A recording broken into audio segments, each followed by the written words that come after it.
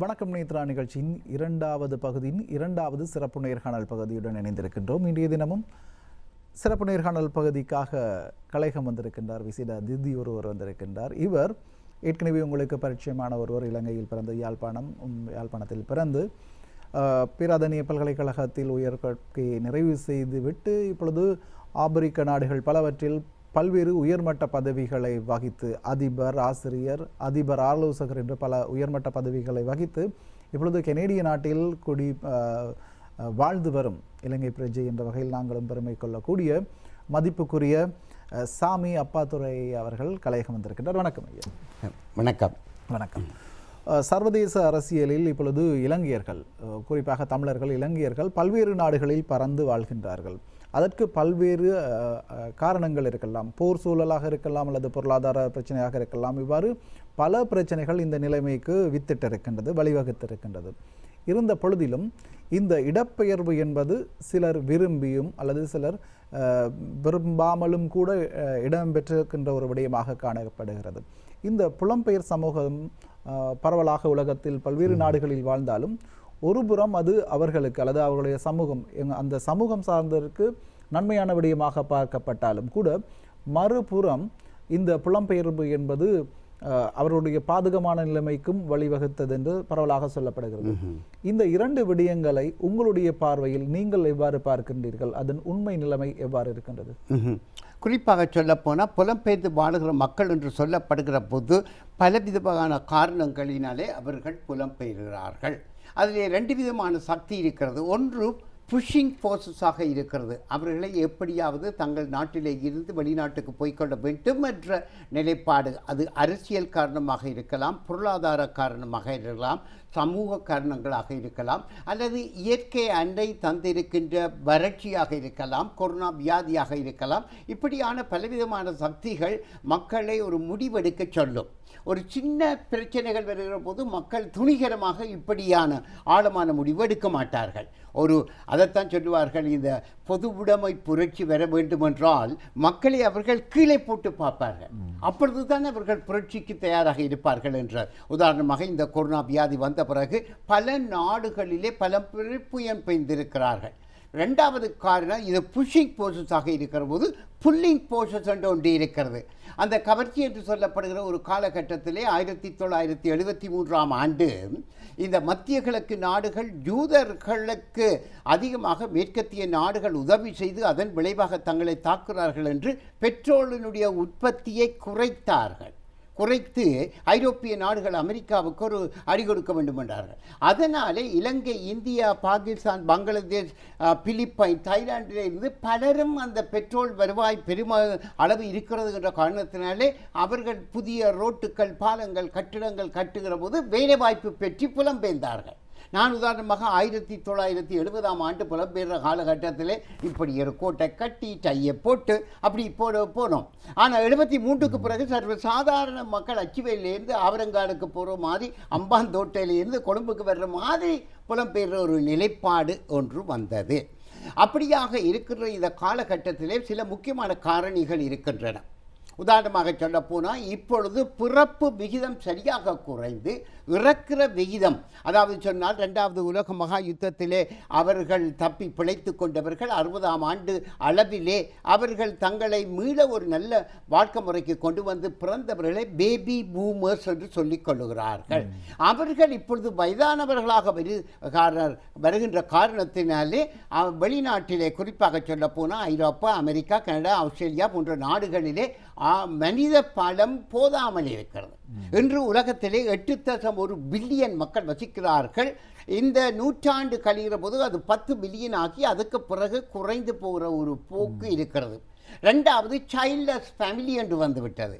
முன்னொரு காலத்திலே திருவள்ளுவன் சொன்னார், யாழ் இனிதல்ல, குழல் இனிதல்ல, மணலே இனிதென்றார். இன்றைக்கு இருக்கின்ற இந்த பெண்களை பார்த்தால், உதாரணமாக சீனாவிலே இப்பொழுது 3 பிள்ளைகளை பெறலாம், முந்தி ஒரு பிள்ளை என்றார்கள், இப்போ ஒரு பிள்ளையே வேண்டாம் என்றார்கள். Childless family. இன்றைக்கு வள்ளுவன் இருந்தால் சொல்லுவார், யாழ்தானே இது, குழல்தானே இது, மழலை வேண்டாம் என்று சொல்லுகிற ஒரு நிலைப்பாடு வருகிறதுனாலே மனித வள தட்டுப்பாடு என்றது ஒரு முக்கியமானதாக இருக்கிறது. இதன் காரணமாகத்தான் இந்த மேற்கத்திய நாடுகளும் ஆஸ்திரேலியா, நியூசிலாந்து போன்ற நாடுகள் அவர்கள் இந்த ஆட்களை எதிர்பார்க்கிறார்கள். உதாரணமாக கனடாவை எடுத்துக்கொண்டால் கனடாவிலே வருகின்ற புதிய குடிவரவாளர்களே 60% 65% படித்தவர்களாக இருக்க வேண்டும். படித்தது என்றால் எதுவும் இல்லை. உதாரணமாக நீங்கள் பயாலஜியிலே அல்லது பாட்னியில் பிஹெச்டி எடுத்தவரும் ஐடியிலே ஒரு சாதாரண டிப்ளமோ எடுத்தவரையும் பார்த்தா ஐடி டிப்ளமோவுகளை எடுத்தவருக்கு முதன்மையான இடம் கெடுக்கப்படுகிறது. ஒரு திருமண மண்டபத்தில் வேலை செய்கிறவருக்கு வேலை வாய்ப்புகள் வெளிநாட்டில் இருந்து கிடைக்காம இருக்கான். ஒரு ஃபியூனரல் ஹோமில் வேலை செய்கிறவர்களுக்கு வேலை வாய்ப்பு இருக்கிறது. காரணம் டிமாண்ட் அண்ட் சப்ளை என்று சொல்லப்படுகிற இந்த நிலைப்பாடு. இந்த நிலைப்பாட்டில் இந்த கொரோனா வியாதி வந்த பிறகு பல நாடுகளிலே அவர்களுக்கு ஒரு விசிட்டர்ஸ் விசா கொடுத்தார்கள். இப்போ கனடாவில் கூட பலருக்கும் கொடுத்தாரு. கனடா என்று சொன்னால் அந்த நாட்டிலே 200க்கும் மேற்பட்ட நாடுகளை சார்ந்த பல்லின மக்கள் வசிக்கிறார். அப்படி என்று பார்க்கப்படுகிறது. அவர்கள் தற்காலிகமாக கொடுக்கப்பட்டதை அவர்கள் அகதிகளாக மாற்றி பல துறைகளிலே நிரந்தரமாக இருக்கிற முயற்சிகளை எடுக்கிறார்கள். அப்படியான இந்த முயற்சிகள் எடுக்கப்படுகிற போது குறிப்பாக இப்போ மேற்கத்திய நாடுகளிலே 60% புதிய குடிவரவாளர்களை தங்களுடைய பொருளாதார நலன் கருதித்தான் பார்க்கிறார்கள். அப்படி என்று சொன்னால் முதலாவது ஆக வயது 40 வயதுக்கு மேற்பட்டவர்களை அவர்கள் விரும்பிக் கொள்வதில்லை. 25 வயது அதற்கு அப்பாலே என்று இருக்கிறது. இரண்டாவதாக பார்க்கிறார்கள் அவர்களுடைய தொழில்திறன் எப்படியாக இருக்கிறது என்று. மூன்றாவதாக பல நாடுகளிலே பிரச்சனைக்குரியவர்கள் இருக்கிறார்கள். அவர்கள் என்ன செய்கிறார்கள், அதாவது ஒரு நல்ல வேஷம் போட்டு வந்து விடுகிறார்கள். ஆனால் அவர்கள் செய்கிற திருகுதாள விளையாட்டுக்களை இவர்கள் ஒரு பக்கத்திலே அறிகிறார்கள். இதனை விட இந்த தீவிரவாத தன்மை என்று சொல்லப்படுகிற போது குறிப்பாக சொல்ல போனால் இந்த மத்திய கிழக்கு நாடுகளை பொறுத்தமட்டிலே மத்திய கிழக்கிலே இந்த இஸ்ரேல் ஒரு பக்கம், அரேபிய நாடுகள், ஹமாஸ் ஒரு பக்கம், அப்படி இருக்கிற போது அவர்கள் நாங்கள் ஒரு போர் வீரர்கள் என்று வருவதில்லை. சாதாரண மனிதர்களாக வந்து அவர்கள் ரகசியமாக இந்த வேலைகளை செய்கிற காரணத்தினாலே இப்பொழுது ஒரு விழிப்புணர்வு ஒன்று ஏற்படுகிறது. நமக்கு ஆட்கள் தேவை என்று சொன்னாலும் அவர்கள் வந்து நமது தேசத்தை கட்டியெழுப்பக்கூடியவர்களாக இருக்கிறார்களோ அல்லது அவர்கள் தங்கள் பிரச்சனைகளை இந்த நாடுகளுக்கு கொண்டு வந்து அதை வளர்ப்பதற்கு ஆன முயற்சிகளை எடுக்கிறார்களோ என்று சொல்லப்படுகிற நிலைப்பாடுகள் இருக்கிறது. உதாரணமாக கனடாவுக்கும் அமெரிக்காவுக்கும் இடையே ஒரு ரயில்வே லைன் ஒன்று இருந்தது. அதை தகர்த்தி கொள்வதற்கு ஆப்பிரிக்க நாடை சார்ந்த மத்திய கிழக்கு நாடு 2 பையன்கள் வந்து அவர்கள் திட்டம் போட்டார்கள். ஆனபடியால் இந்த இப்படியான செயல்பாடுகளில் ஈடுபட்டு கொள்கிறார்கள் என்ற ஒரு நிலைப்பாடு ஒன்றை பார்க்கிறார்கள். இரண்டாவதாக தங்கள் நாட்டுடைய சொந்த பிரச்சனைகளை தீர்த்து கொள்ள பார்க்கிறார்கள். உதாரணமாக சொல்ல போனால் அமெரிக்கா, கனடாவிலே இப்பொழுது சீக்கியர்கள் தங்களுக்கொன்று ஒரு தனி தேசம், காலிஸ்தான் என்ற ஒரு தேசம் பெற வேண்டும் என்று முயற்சி எடுத்தார்கள். அதன் விளைவாக சீக்கியர்கள் கனடாவுக்கு, அமெரிக்காவுக்கு வந்து கனடிய குடியுரிமையை பெற்றுவிட்டு கனடா ஒரு ஐக்கிய இந்தியாவை எதிர்பார்க்கிறது. கனடிய பிரதமர் கூட இந்தியாவுக்கு விஜயம் செய்த காலகட்டத்தில் அவர் சொன்னார், எங்கள் நாட்டு கொள்கை ஐக்கிய இந்தியா என்று. ஆனால் அந்த பிரிவினை கோரிக்கையை மையமாக கொண்டிருக்கிற சீக்கியர்கள் அங்கே வந்து அதற்கான தூவம் போடுகிற நிலைப்பாடு இருக்கிற போது இந்திய அரசாங்கம் ஈடுபட்டு இருக்கலாம் இருக்கிறார்கள். மறுபுறத்தில் இந்திய அரசாங்கம் சொல்வது நாங்கள் ஈடுபடவில்லை என்று. அது யார் ஈடுபட்டார்கள் இல்லை என்பது அல்ல பிரச்சனை. கனடியர்களாக வாழ்கிறவர்கள் கனடிய தேசிய கொள்கையோடு வாழ்கிறார்களா அல்லது கனடாவிலே சுதந்திரம் இருக்கிறது நாங்கள் எப்படியும் வாழலாம் என்று வாழ்கிறார்களா என்பது இப்பொழுது கனடாவிலே ஒரு சிக்கலான ஒரு விடயமாக இருக்கின்றது.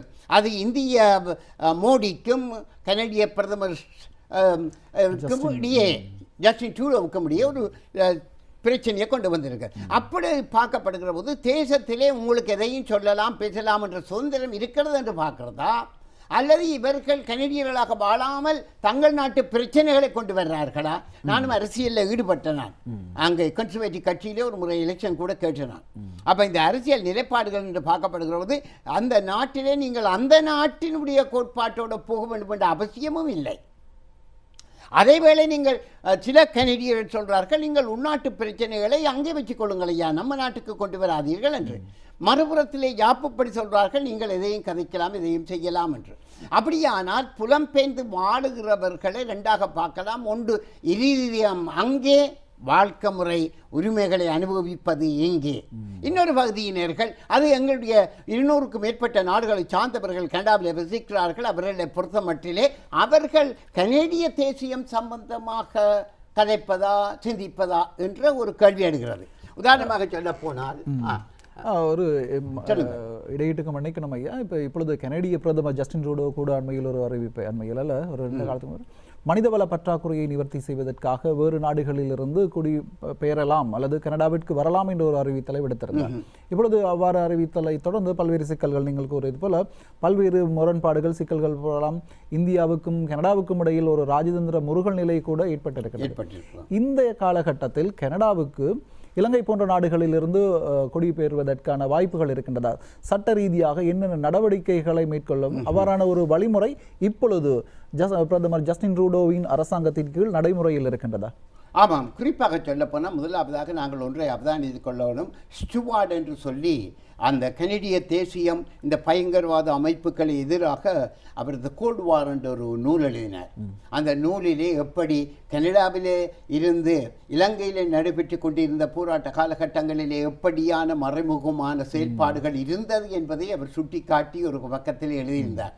அப்படியான ஒரு பார்வை ஒரு புறத்திலே இருக்கிறது. ஆனால் இலங்கையை மன்னிக்க வேண்டும், உலக நாடுகள் மத்தியிலே இலங்கை பெருசாக பேசப்படுவதில்லை. ஸ்டுவார்ட் அவர்கள் கூட ஒரு கட்டத்தில் எழுதியிருந்தார், இலங்கையில் பெட்ரோலும் இல்லை, இலங்கை ஒரு பெரிய நாடும் இல்லை என்று. மன்னிக்க வேண்டும், நான் இலங்கையில் பிறந்து வளர்ந்து படித்தவன், இருந்தாலும் உலகம் என்ன மாதிரி பார்க்கிறது என்பதை நாங்கள் அறிந்து கொள்ளப்பட வேண்டும் என்பது ஒன்று. இரண்டாவதாக, இந்த ஐக்கிய நாடுகள் சபையிலே ஏதாவது ஒரு பிரச்சனையை தூக்கி பிடித்து சில நாட்டு தலைவர்கள் பேசுகிறார்கள் என்றால் சொன்னால் வெக்கக்கேடு. அவர்கள் அதை பற்றி பெருசாக அக்கறை இருக்கிறதோ, ஆர்வம் இருக்கிறதோ, ஆற்றல் இருக்கிறதோ, ஏதோ அவருடைய செக்ரட்டரி எழுதி கொடுப்பதை வாசித்து விட்டு வருவார்கள். அதை நாங்கள் பாத்தியா அவங்களை பற்றி இப்படி கதைத்திருக்கிறார்கள் என்று சில சந்தர்ப்பங்களை நாங்கள் மிகைப்படுத்தி பார்த்துக் கொள்வது ஒன்றாக இருக்கிறது. இப்போ நீங்கள் சொன்ன மாதிரியாக பார்க்கப்படுகிற போது ஜஸ்டின் ட்ரூடோ அவர்களை பொறுத்த மட்டிலே ஜஸ்டின் ட்ரூடோ அவர்கள் தமிழர் மேலே ஒரு விதமான நல்ல உணர்வு வைத்திருக்கிறார்கள். ஆனால் மறுபுறத்திலே பார்க்கப்படுகிற போது 200க்கும் மேற்பட்ட நாடுகளை சார்ந்தவர்கள் கனடாவில் வந்து இருக்கிறார்கள். அவர்கள் மத்தியிலே தமிழர்கள் ஆகிய நாங்கள் எங்களை பற்றி பெருமிதம் அடைந்து கொள்ளக்கூடிய அளவுக்கு இல்லை. இருந்தாலும் ஜஸ்டின் ட்ரூடோ அவர்கள் தை மாதத்தை, சில மாதங்களை சில இன மக்களுக்காக ஒதுக்கி கௌரவிக்கிறார்கள். தை மாதம் தமிழர்களுக்காக வழங்கப்பட்டும் இருக்க செய்கின்றது. அப்படியான ஒரு பார்வையிலே பார்க்கப்படுகிற போது உலகளாவிய ரீதியிலே இப்பொழுது பார்க்கப்படுகிறது பொஸ்னியா பிரச்சனை இருந்து அது உக்ரைன் பிரச்சனையாக மாறி இருக்கிற போது, உக்ரைன் பிரச்சனையிலே இப்பொழுது எங்களுடைய கனடிய அரசாங்கம் கூட கவனம் எடுப்பதற்கு சில காரணங்கள். அதில் முக்கியமான ஒரு காரணம், ஒரு காலகட்டத்திலே கனடாவினுடைய வேளாண்மையை கட்டி எழுப்பிக் கொள்வதற்கு அதாவது குறிப்பாக சொல்ல போனால் கிராமப்புறத்திலே இருந்து கிராமப்புறத்துக்கு வர்றவர்கள் குறை. இப்போ கனடாவுக்கு 200க்கும் மேற்பட்ட நாடுகளை சார்ந்து என் தமிழர்களை பொறுத்தமட்டிலே நாங்கள் அச்சுவேரி ஆவரங்காலில் இருந்தோம். நாங்கள் அங்கே போய் கிராமப்புறத்தில் வாழ்வதில்லை, நகர்ப்புறத்திலே வாழ்கிறோம். ஆனால் இந்த உக்ரைனிய மக்கள் ஒரு காலகட்டத்திலே உக்ரைன் சோவியத் யூனியன் ஒரு அங்கமாக இருந்த காலகட்டத்திலே அவர்கள் கனடாவுக்கு வந்து வேளாண்மை செய்து கிராமப்புறங்களை டெவலப் பண்ணினார்கள். கிட்டத்தட்ட 2 மில்லியன் உக்ரைனியர்கள் இருக்கிறார்கள். அப்போ அவர்களுடைய வாக்கு முக்கியமானது ஒன்றாக இருக்கிறது. அது ஒரு காரணம். இரண்டாவது காரணம், அந்த கனடிய பிரதமர்களை 3 வகையாக பார்க்கலாம். ஒரு வகையிலே அமெரிக்காவுக்கு தாளம் போடுகிறவர்கள், இன்னொரு வகையில் நான் தான் என்றவர்கள். உதாரணமாக சொல்லப்போனால் இன்றைய அரசாங்கம் ஜஸ்டின் ட்ரூடோவினுடைய கட்சியை சார்ந்த லிபரல் கட்சியை சார்ந்த கிறிஸ்டியன் என்ற ஒரு ஆட்சியாளர் இருந்தார். அவரை பொறுத்தமட்டிலே அவர் கனேடியன். அமெரிக்கா என்ன சொன்னாலும் நான் கனடாவுக்கு நல்லது என்றால் செய்வேன் என்றார். கிறிஸ்டியன் ஆட்சி காலத்திலே ஈராக்கிலே ஆப்கானிஸ்தான் யுத்தம் நடைபெற்ற காலகட்டத்திலே பல நாடுகள் உதவி செய்தன. அவர் சொன்னார், நாங்கள் நேரடியாக பங்கு பெற்ற மாட்டோம். நீங்கள் சடாம் ஹுசைனை ஒரு காலகட்டத்தில் என்ன பார்த்தார்கள், ஏன் பில்லாடினை கூட ஒரு காலகட்டத்திலே பார்த்தீர்கள். ஆனபடியா அப்படியான போல்டான பிரைம் மினிஸ்டர்ஸும் இருக்கிறார்கள். ஆனால் எங்களுடைய ஜஸ்டின் ட்ரூடோ ஐயா நல்லவர், அவர் அமெரிக்காவுக்கு ஒத்து ஆசை பாடுகிறது போல இது என்னுடைய அபிப்பிராயம். அப்படியான ஒரு நிலைப்பாட்டை குறிப்பாக சொல்ல போனால் ஜஸ்டின் ட்ரூடோ மிக நல்லவர். ஆனால் சில சர்வதேச விடயங்களிலே அணுகுமுறை இன்னும் பலமாக இருந்திருக்கலாம் என்றது ஒன்று. இரண்டாவது, இப்பொழுது கனடாவிலே பார்க்கப்படுகிற போது இந்த உலக பொருளாதார சுருக்க நிலை பல நாடுகளிலே பாதிக்கிறது. நான் இலங்கையிலே பலரோடு கதைத்த போது அவர்கள் ஒரு சர்வதேச புயல் வீசுகிறது என்று எடுக்கிறார்கள். ஆனால் மற்ற சில நாடுகளிலே அவர்கள் என்று செய்கிறார்கள், இந்த நாட்டு தலைவருடைய பலவீனமானபடியாத்தான் இப்படி நடந்தது என்று அவர்களை மாற்ற வேண்டும் என்கிறார்கள். அப்படியான ஒரு நிலைப்பாடு ஒன்று இருக்கிறது. இப்போ கனடாவை பொறுத்தமட்டிலும் கூட கனடாவிலும் அப்படியான ஒரு நிலைப்பாடு இருக்கிறது. அந்த வகையில் பார்க்கப்படுகிற போது இலங்கை தமிழர்கள் என்று சொல்லப்படுகிற ஒரு நிலைப்பாட்டை பொறுத்தமட்டிலே அவர்களை அரவணைத்துக் கொள்ளப்பட வேண்டும், அவர்களுக்கு ஆதரவு கொடுக்கப்பட வேண்டும் என்றதினாலே சில மாதங்கள் சில இன மக்களுக்கு கௌரவிப்பதாக இருப்பதிலே தை மாதம் எங்களுக்காக கொண்டு வரப்பட்டதே ஜஸ்டின் ட்ரூடோ அவர்களுடைய பணி சிறப்பானதாக இருக்கிறது. ஆமாம் ஐயா, இப்போ இந்த கனடாவுக்கு இலங்கை போன்ற நாடுகளிலிருந்து ஆட்களை, அதாவது குடிபெயர்வதற்கு வாய்ப்புகள் இருக்கின்றதா? சட்ட ரீதியாக அதற்கான என்ன நடவடிக்கைகள், நடைமுறைகள் இருக்கின்றன? நல்ல ஒரு கேள்வி. இந்த அண்மையிலே இந்த கொரோனா வியாதி வந்த காலகட்டத்திலே கதவுகள் அகல திறக்கப்பட்டது. அது மனிதாபிமான அடிப்படையில் எந்த நாட்டிலே அவர்களாக இருந்தாலும் வந்து கொள்ளலாம் என்று பார்க்கப்படுகிறது. அதற்கு பிறகு இப்போ இலங்கையிலிருந்து வந்தவர்களை பொறுத்தவரையிலே கணிசமானவர்கள் நாங்கள் இந்த உல்லாச பிரயாணத்துக்கு வருகிறோம் என்றார்கள். அப்போ உல்லாச பிரயாணம் என்றால் இங்கே சிவனொளி பாதமலை இருக்கு, அங்கே சிஎன் டவர் இருக்கு. அப்போ சிவனொளி பாதமலையை எட்டி பாராதவர் சிஎன் டவரை பார்க்க போகிறேன் என்று சொல்கிற போது சிலர் யோசித்தார்கள், இதற்குள்ளே ஏதோ ஒரு உள்நோக்கம் இருக்கலாம் என்று. அப்போ அப்படியான அந்த ரீதியிலே தான் இப்பொழுது பார்க்கப்படுகிற போது அங்கே உல்லாச பிரயாணத்திலே வந்த கணிசமானவர்கள் அகதி உரிமை கோருகிறார். அப்போ அவர்கள் வருவதற்குள்ள நோக்கம் ஒன்று, செயல்படுவது இன்னொன்றாக இருக்கிறது. இதன் விளைவாக கொஞ்சம் ஒரு விழிப்புணர்வு வருகிறது. குறிப்பாக சொல்ல போனால் கனடா எடுத்துக்கொள்கிற புதிய குடிவரவாளர்கள் எந்த நாட்டவராக இருந்தாலும் 60% படித்தவர்கள் கனேடிய பொருளாதாரத்துக்கு உறுதுணையாக இருக்க வேண்டும் என்று பார்க்கிறார்கள். நான் ஏற்கனவே சொன்ன மாதிரி இப்போ பொட்னியில் பிஹெச்டி எடுத்தவர் அங்கே தேவையில்லை. ஆனால் ஒரு ஃபியூனரல் ஹோமில் சாதாரண வேலை செய்கிறதுக்கு ஆள் தட்டுப்பாடு. இது டிமாண்ட் அண்ட் சப்ளை என்றால் இதுக்கு அந்த டிமாண்ட் அண்ட் சப்ளை கால வெள்ளோட்டத்திலே மாறிக்கொண்டு போகிற உண்டாக இருக்கிறது. அப்படி என்று பார்க்கப்படுகிற போது படித்தவர்கள், தொழிற்திறன் மிக்கவர்கள், அந்த எஜுகேட்டட் பீப்புள் என்று சொல்வதை விட ஸ்கில்ஃபுல் பீப்புள் பல நாடுகளில் எடுக்கிற போது அவர்கள் இலங்கை, இந்தியா, பங்களாதேஷ் அல்லது ஜெர்மனி, பிரான்ஸ் என்று பார்ப்பதில்லை.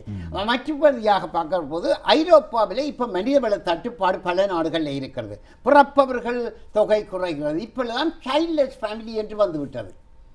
இப்போ சீனாவில் முன்னொரு காலத்தில் ஒரு பிள்ளையை பற்றி 2வது கற்பமாயிருந்து தலையிடிக்கு போனால் இல்லை கை முறிஞ்சிருந்தால் அதை ட்ரீட் பண்ண வந்து இந்த பிள்ளையை கழித்து விடுவார். இப்பொழுது 3 பிள்ளைகளை பெறலாம் என்றாலும் கூட சீனா பொம்பளைகள் சொல்கிறார்கள், ஐயோ எங்களுக்கு ஒரு பிள்ளையும் வேண்டாம் என்று. அப்போ அப்படியான ஒரு சூழ்நிலையில் மனிதவள தட்டுப்பாட்டை தீர்த்துக் கொள்வதற்கு ஒரு கட்டத்தில் ஸ்டூடெண்ட் விசா அதிகமாகப்பட்டது. அப்போ இலங்கையில் இருந்தும் கூட பல பிள்ளைகள் வந்தார்கள். பிறகு பார்த்தா இந்த ஸ்டூடெண்ட் விசாவையும் சிலர் மிஸ்யூஸ் பண்ண தொடங்கிவிட்டார். அதிலே கொஞ்சம் கவனமாக இருக்க தொடங்கிவிட்டார். சென்ற வருடமெல்லாம் நிறைய பேர் ஸ்டூடெண்ட் விசாவிலே, குறிப்பாக இந்தியாவிலே இருந்தெல்லாம் நிறைய பேர் வந்தார்கள். பிறகு வந்தவர்கள் படிப்பதை விட சிலர் வேலை செய்வது, சில குழப்படிகள் இருப்பதனாலே அதை இப்பொழுது இறுக்கி கொண்டு வருகிறார்கள்.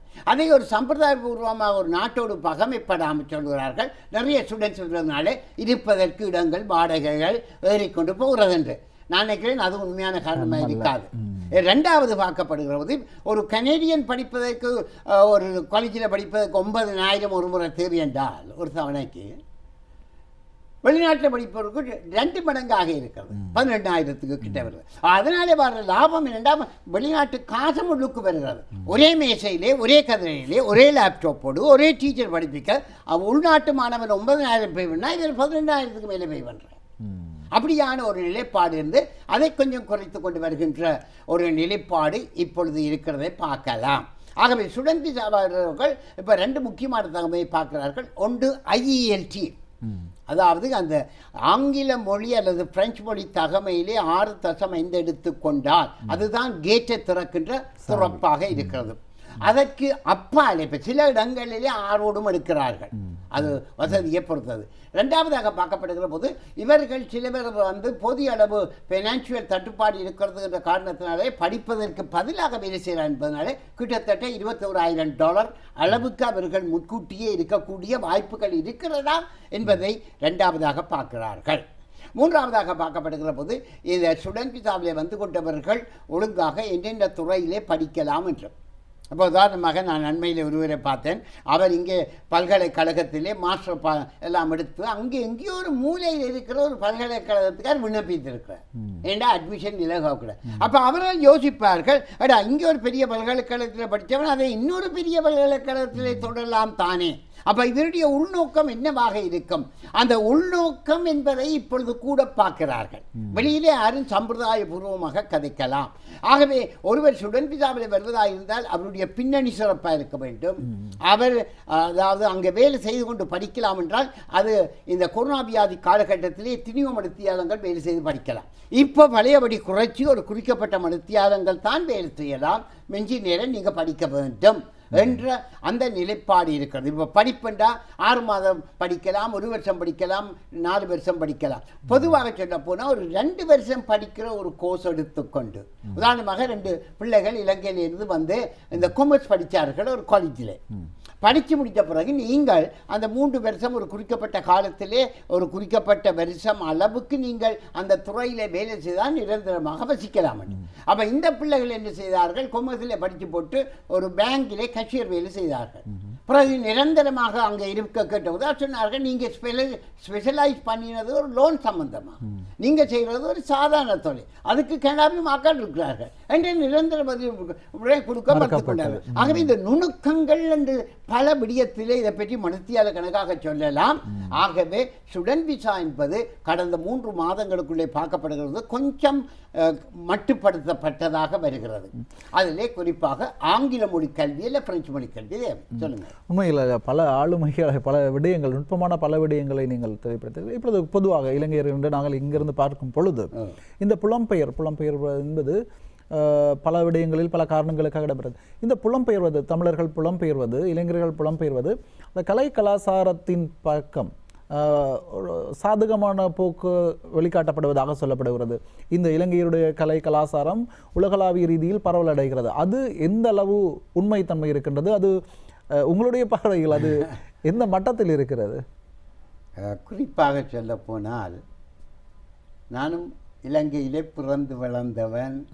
பேராதனை பல்கலைக்கழகம் தந்த கல்வியாலே தான் உலகம் போற்றுகிற 4 இப்படியான நூல்கள் எழுதி 5 நட்சத்திரத்தை பெற்றிருக்கிறது.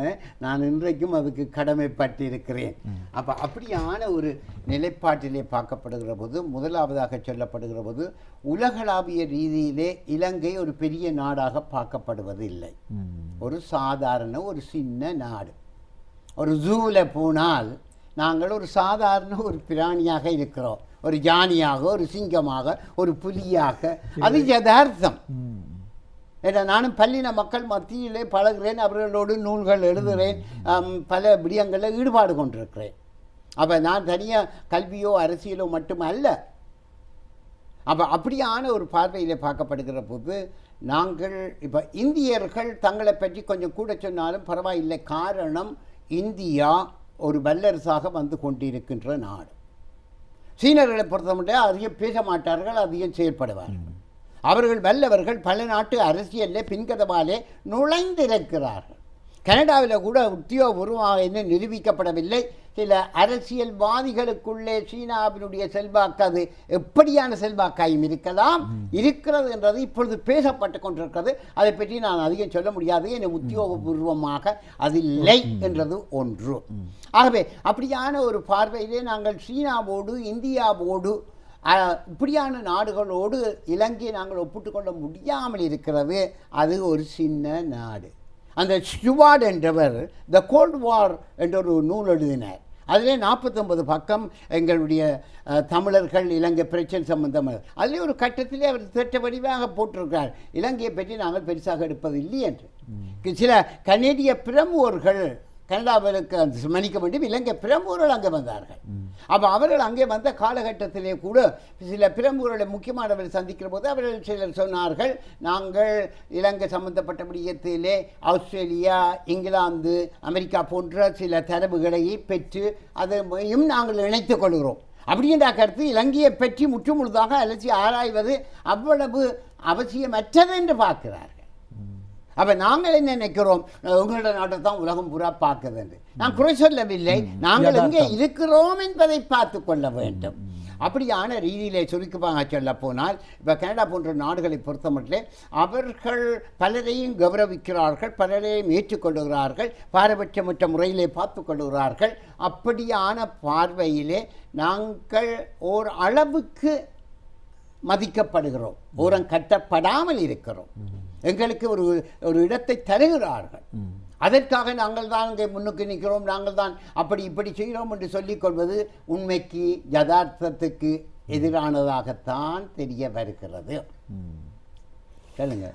இப்பொழுது ஐயா, நீங்கள் இலங்கையிலிருந்து சென்றிருக்கின்றீர்கள், கனடாவில் இருக்கின்றீர்கள், கனடாவிலிருந்து பல நூல்கள் உள்ளிட்ட படைப்புகளை வெளியிடுகிறீர்கள்.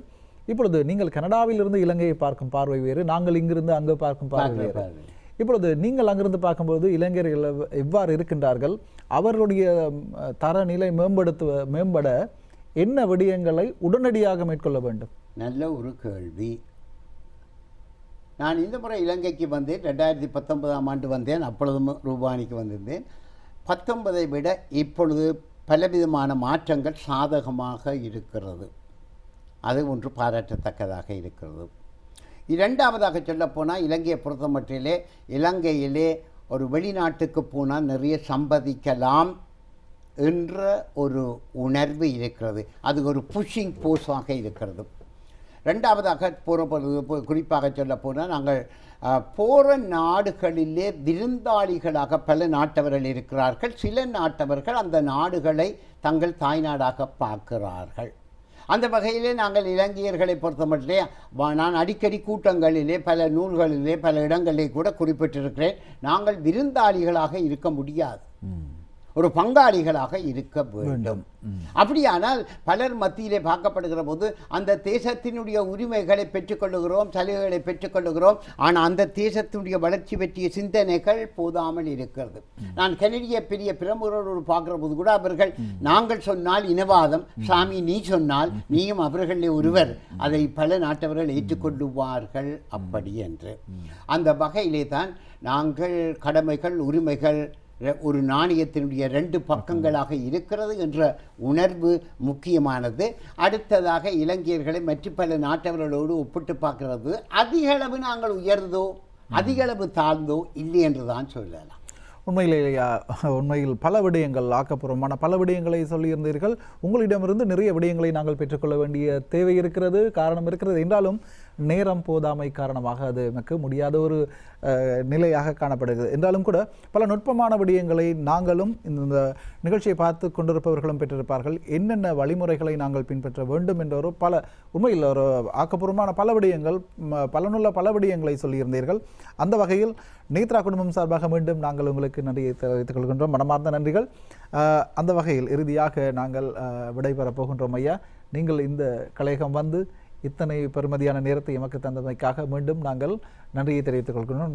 நன்றி. நீங்கள் எங்கள் மக்கள் தங்களுடைய பாரம்பரியத்தை பேணி பாதுகாத்துக் கொள்கிற அதே வேளை தேசத்தின் ஒரு அங்கமாக இருக்க வேண்டும் என்ற கோட்பாட்டிலே இயங்கிக் கொள்வது மிகவும் பாராட்டத்தக்கதாக இருக்கிறது.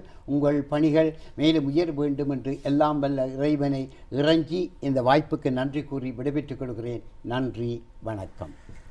அந்த வகையில் நேர்காணல் நிகழ்ச்சியில் நேரடியாக கலையகம் வந்து நமக்கு பல்வேறு விடயங்களை, பல்வேறு உலகளாவிய அரசியலை, அதன் தற்போதைய நிலை தாற்பயங்களை எமக்கு ஒப்புவித்த பேராசிரியர், அதே போல இலங்கையில் பிறந்து கனடியாவில் இப்பொழுது உயர் நிலையில் இருக்கும் சாமி அப்பாத்துரை ஐயா அவர்களுக்கு மீண்டும் நேத்ரா குடும்பம் சார்பாக நன்றி கூறிக்கொண்டு இன்றைய வணக்கம் நேத்ரா நிகழ்ச்சியை இத்துடன் நிறைவு செய்து கொள்ளலாம். மீண்டும் மற்றொரு நிகழ்ச்சியில் சந்திக்கலாம். இன்றைய நிகழ்ச்சி தயாரிப்பில் ஈடுபட்ட தனஞ்சயனுக்கு நன்றி கூறிக்கொண்டு, அதே போல தொழில்நுட்ப கலைஞர்கள், கேமரா கலைஞர்கள் உள்ளிட்ட அனைவருக்கும் நன்றி கூறிக்கொண்டு விடைபெறுகிறோம். மீண்டும் மற்றொரு நிகழ்ச்சியில் சந்திக்கலாம். நன்றி, வணக்கம்.